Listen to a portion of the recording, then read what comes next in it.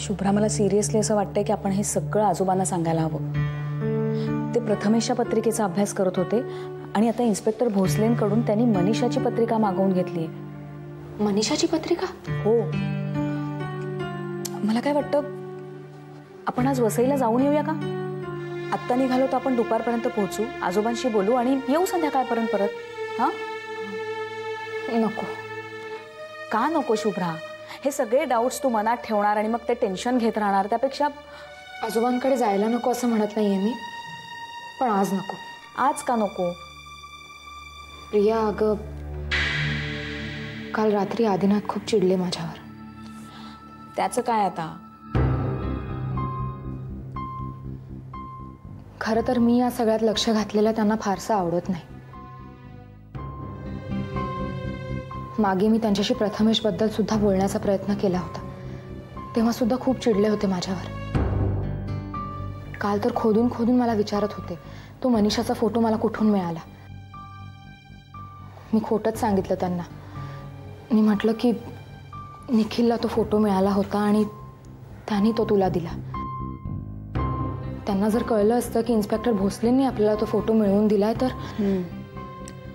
खरं आहे तुझं. बाळकाका गेल्यापासून तर इन्स्पेक्टर भोसले या विषयाबद्दलच दादा जरा जास्तच सेन्सिटिव्ह झालाय. मला खरंच कळत नाही प्रिया, तो माणूस खरंच तसा आहे का?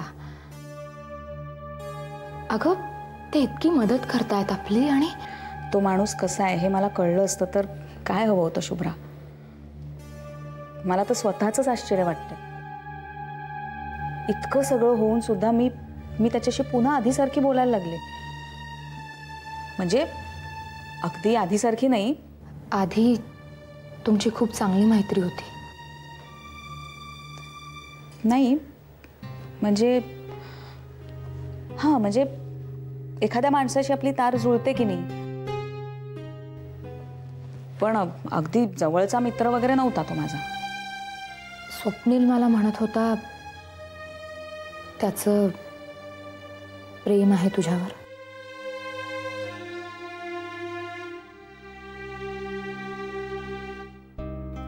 चोंबडेपणा केला वाटतं स्वप्नीलनी. त्याच्याकडे मित्र म्हणून कन्फाईड करायला जावं आणि ह्यांनी गावभर दवंडी पेटाय. त्याने फक्त मला सांगितलंय प्रिया, पण खरं आहे ते. शुभ्रा, ते खरं असेल नसेल मला त्याच्याशी देणं घेणं नाहीये. जाऊ दे ना. आणि वसईला नसेल जायचं तर तू आजोबांना फोन तरी कर, त्यांच्याशी बोलून घे. ओके?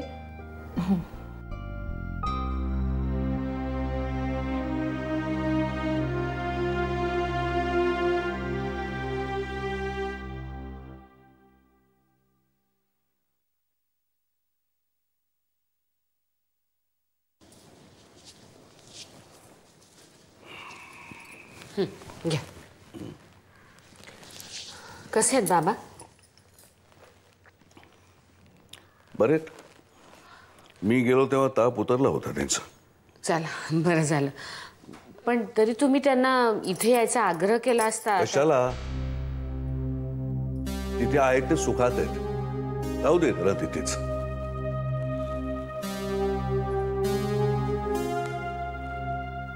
काय झालं? असं का बोलताय तुम्ही?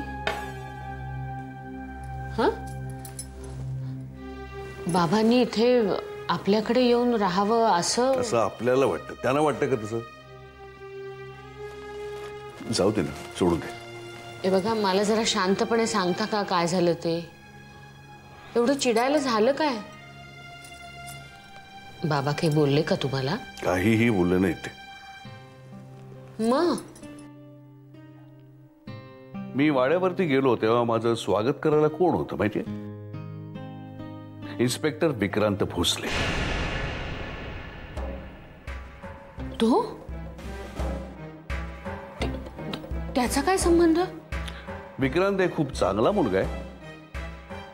परिस्थितीमुळे म्हणा किंवा कर्तव्यापोटी म्हणा त्याला तुझ्याशी फार कठोरपणे वागावं लागलं. एरवी माणूस म्हणून तो खूप सोन्यासारखा आहे असं बाबा म्हणाले. मागे पोलीस स्टेशनला गेले होते ना. तेव्हा त्याला दिसला असता त्याच्या आतला सोन्यासारखा माणूस. पण तो माणूस तरी का आपल्या मागे लागलाय? गरज काय त्याला बाबांना जाऊन भेटायची? ही सगळी त्या सरंजामीची खेळी आहे. त्याच्या हॉलमध्ये एक बुद्धिबळाचं पट मांडून ठेवलेलं आहे 24 तास, आणि हा माणूस 24 तास बुद्धिबळ खेळत असतो. चंदूला त्यांनी चाचपडून बघितलं, काही साधतंय का? ते नाही जमलं. म्हणून मग त्यांनी आपलं अत्यंत इमानी प्यादं हे थेट वाड्यामध्ये घुसवलंय. पण तो बाबांना नाही फसवू शकणार. काही उलट सुलट बोलायचा त्यांनी प्रयत्न केला ना तर बाबांना नक्की कळेल. कळेल का? हे बघा, तुम्ही एवढा त्रास करून घेऊ नका आणि बाबांवर तर अजिबात चिडू नका. तुम्ही पटकन त्यांना काही बोलला नाहीत ना? मी काहीही बोललो नाहीये. फक्त त्या माणसाबद्दल माझं काय मत आहे हे त्यानं सांगितलं, आणि बाबांना मी रागावलं सुद्धा नाहीये. पण तो माणूस माझ्या बाबतीत एवढं सगळं करून सुद्धा तो माझ्या मुलीला आणि माझ्या वडिलांना भुरळ पाडू शकतो, याचा मला राग येतो. नाही, पण त्याचा आणि प्रियाचा आता काही संबंध नाहीये खरंच. ते मी प्रियाशी बोलेन. अहो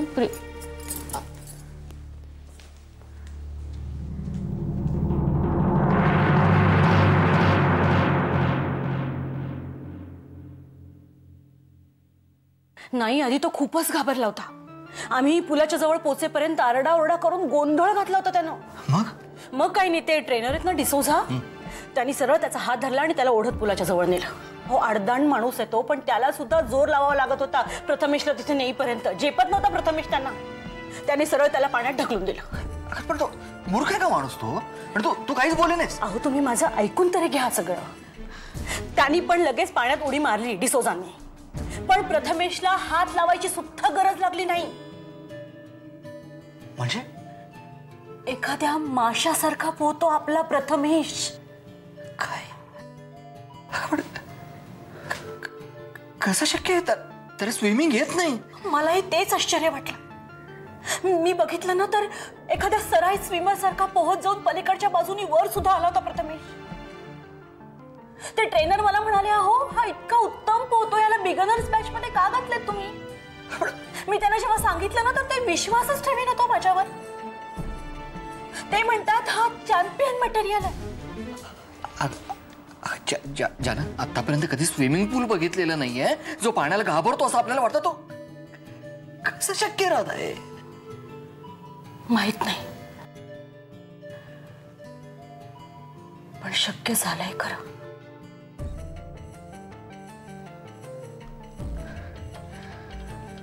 मग तो आता आल्यापासून असा गप्पा गप्पा आत का बसलाय?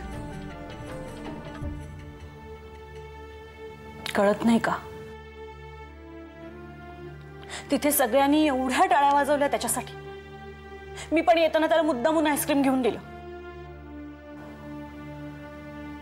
पण प्रथमेश एकदा सुद्धा हसला नाही.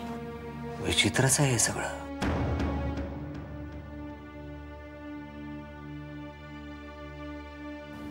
विचित्र का विलक्षण?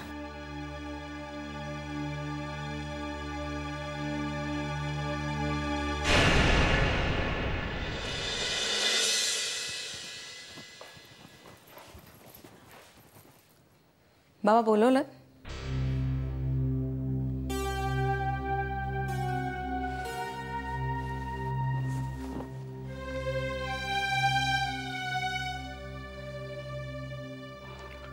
इन्स्पेक्टर विक्रांत भोसले,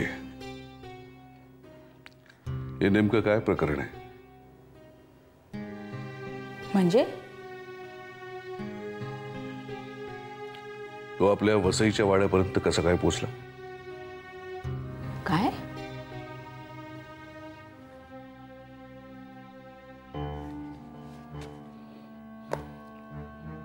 तुला याच्यातलं काहीही माहिती नाही असं म्हणायचं आहे तुला? मला खरंच माहित नाहीये. म्हणजे तुम्ही जेव्हा वसईला गेला होता तेव्हा तो रोजचं येणं जाणं असल्यासारखा बाबांशी गप्पा मारत बसला होता तो.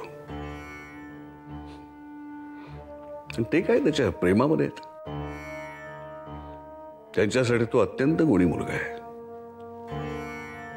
बाबा हे सगळं मला खरंच मागे तू मला एकदा म्हणाली होतीस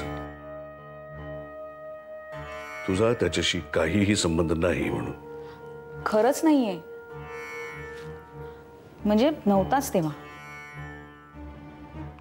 आता आहे. नाही म्हणजे बाळकाकाच्या केसच्या संदर्भात आम्ही 1-2दा बोललोय. बाळच्या केसशी तुझा काय संबंध?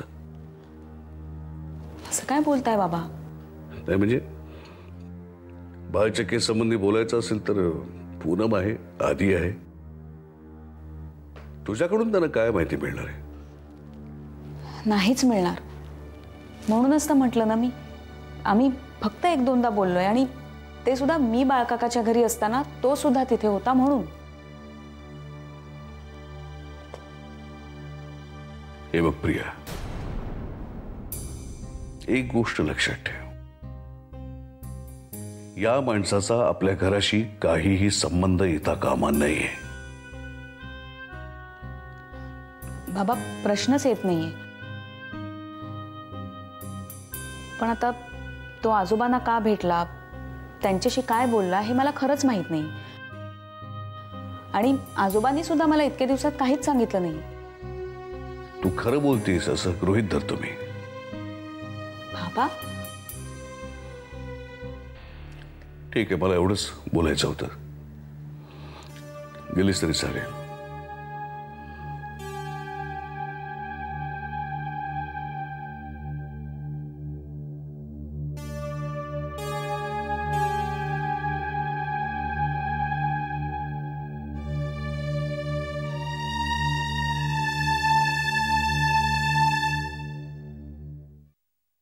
बसा वंस.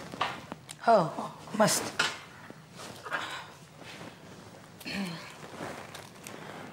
हे वहिनी जरा वेळ आहे का तुला माझ्याशी बोलायला? अहो काय बोला ना. काय? अगं ते हे आमच्या देवळामध्ये त्या नार्वेकर वहिनी आहेत ना, त्या मला ना परवा त्यांच्या गुरुजींकडे घेऊन गेल्या होत्या. हो म्हणजे सिद्ध पुरुष आहेत ते अगदी. आणि तसे साधेच आहेत म्हणजे अगदी आपल्यासारखे, म्हणजे नोकरी विक्री करतात ते असे. हो पण सिद्धी प्राप्त आहे म्हणे त्यांना. बर. हो म्हणजे काय माहिती वहिनी की म्हणजे एखादी व्यक्ती अशी हरवली असेल किंवा आपली वस्तू हरवली असेल ना तर ते शोधून देतात. हो का? हो. बर. नाही पण हे त्याच्यासाठी एक पूजा घालावी लागते. तर आपण घालायची का ती पूजा? आपलं कुठे काय हरवलंय? सुलेखा तुमची कोणी नसेल पण माझी तर नाही मला म्हणजे नाही वंस तसं नव्हतं मला म्हणायचं. हां पण मग कुठे घालायची पूजा? इथेच. आणखी कुठे? बाळकडे नाही घालू शकत पूजा, कारण हे गुरुजी म्हणाले की घरात मृत्यू झाला असेल तर त्या वास्तूमध्ये हे नाही म्हणजे तुमची परवानगी असेल तर सांग, नाहीतर मी त्यांना सांगते की हे नाही आहे माझ्याकडे जागा, आपण दुसरीकडे कुठेतरी तुमच्या जागेवरती. नाही तसं कशाला वंस, हे घर सुद्धा तुमचंच आहे ना. आणि खरंच सुलेखा सापडायला मदत होणार असेल म्हणजे काय? अगं होणारच आहे. मला नार्वेकर वहिनी तर सांगत होत्या की त्यांच्या ओळखीतले असे 10-12 जण त्यांच्याकडे गेले होते. गुरुजींच्या पूजेचं फळ मिळालं त्यांना. नाही तू खर्चाची काही काळजी करू नकोस अजिबात. नाही तू फक्त मला घरात पूजा करण्याची परवानगी दे, म्हणजे देवघरात थोडीशी जागा दिलीस की हे झालं. नाही काहीच हरकत नाही वंस. पण कधी करायची पूजा? नाही ते सांगतील ना गुरुजी, म्हणजे मुहूर्त वगैरे. बर. पण वहिनी तू स्वतःहून हो वगैरे काही म्हणू नकोस हा. नाही, दादाशी आदिशी बोलून घे आधी, आणि मुख्य म्हणजे त्या प्रियाशी बोल. मला माहितीये तुझा जीव आहे ग माझ्यावरती, किती भांडण झालं तरी, पण माझा या लोकांवरती अजिबात भरोसा नाहीये. तुम्ही नका त्याची काळजी करू, मी बोलेन, सगळ्यांशी बोलेन. हा, मग मी हे नार्वेकर वहिनींना फोन करू का? हा, नाही आजच जाऊन येते गुरुजींकडे, मी येते आत. फोन करते त्यांना. हो.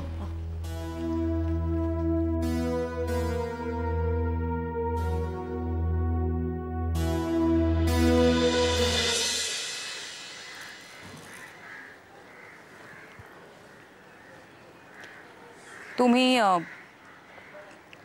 वरचेवर वसईला जाता का हल्ली? का?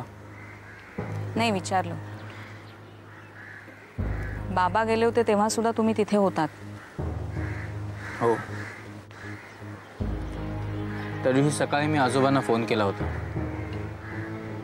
कळलं त्यांना बरं नाही म्हणून भेटायला गेलो होतो. मला जर माहिती असतं मिस्टर शास्त्री तिकडे येणार आहेत तर मी नसतो गेलो कदाचित. काही म्हणाले का तुला? इन्स्पेक्टर, माझ्या घरात तुम्ही किती अनपॉप्युलर आहात हे मी वेगळं सांगायची गरज आहे? तुझ्याच घरात कशाला प्रिया? अशी बरीच घरं आहेत, अनेक ठिकाणं आहेत जिथे मी अनपॉप्युलर आहे. शेवटी पोलीसवाला आहे आणि पोलीसवाल्यांबद्दल वाईट बोलणं ही फॅशन आहे. पण माझ्या घरच्यांच्या मनात तुमच्याविषयी अशा भावना आहेत, त्याला तितकंच स्ट्रॉंग कारण आहे. प्रिया, मी पर्सनली भेटून मिस्टर शास्त्रींची माफी मागितली. त्यांनी त्यांचा अपमान पुसला जातो का? नाही, कदाचित कशाला? नाहीच. मी इतकंच म्हणेन की या केसच्या संदर्भात गरजेचं असेल तेव्हाच तुम्ही भेटावं, मला किंवा आजोबांना. एरवी कळलं. I got your point.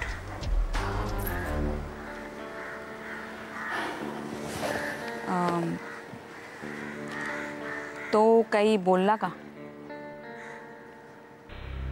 कोण? अभिमान?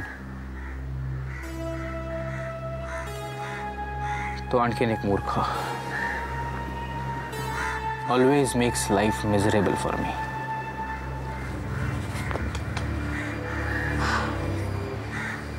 पण आपल्याला दुसरा कुठलाच लीड मिळू शकत नाही का हे सिद्ध करायला की सुलेखा तिथे हजर होती?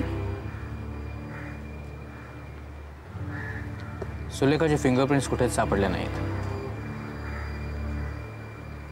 शिप्राच्या इन्सिडेंट नंतर ती खूप हुशार झाली.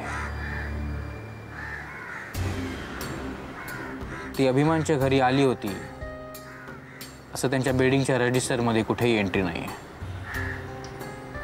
वॉचमॅन म्हणतो त्यांनी तिला पाहिलंही नाही. झोपला असणार मूर्ख, अजून काय. अभिमानच्या लास्ट रिसिव्ड कॉल्समध्ये 3:10 असताना सुलेखाचा इनकमिंग कॉल आहे. पण त्यांनी हे सिद्ध होत नाही ना की सुलेखा तिथे हजर होती. पण याचा अर्थ बाळकाकाच्या खुनाचा आय विटनेस सुद्धा ती असू शकत नाही. मग ती नाहीशी का झाली? का? हा एकच प्रश्न सतत उभा राहतो या मुलीच्या बाबतीत.